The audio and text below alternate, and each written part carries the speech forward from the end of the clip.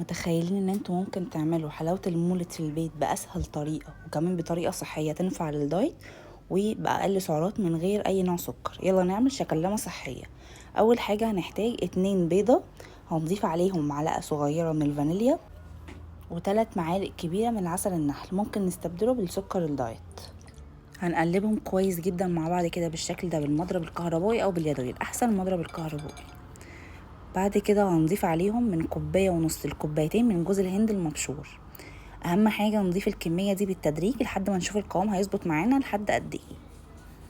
هنقلبهم كده بالشكل ده كويس جدا. ده كده مفروض القوام اللي احنا المفروض نوصل له. هنسيب الخليط ده لمده 10 دقايق ونبدا بعد كده ان احنا نشكل. هنجيب بعد كده صينيه وهندهنها كويس جدا بزيت جوز الهند او زيت الزيتون او بسمنه المتوفر عندنا. بعد كده هنبدا ان احنا نشكلهم على شكل كرات كده بالشكل ده. هتتشكل معاكم على فكره بكل سهوله. زينتها بعد كده بكريز، دي اختياريه طبعا، او اي نوع مكسرات، ممكن نسيبها ساده بس هي عشان تدي شكل حلو.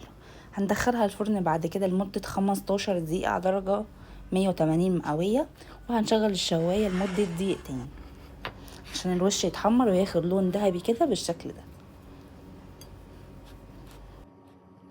ريحتها جميله جدا بجد. ممكن هي مسكرها مظبوط، ممكن لو بتحبوا الحاجه مسكره اكتر ممكن تزودوا العسل او السكر الدايت. طعمها حلوة جدا بجد، وكمان شبه الشكلمة اللي احنا نشتريها جاهزة.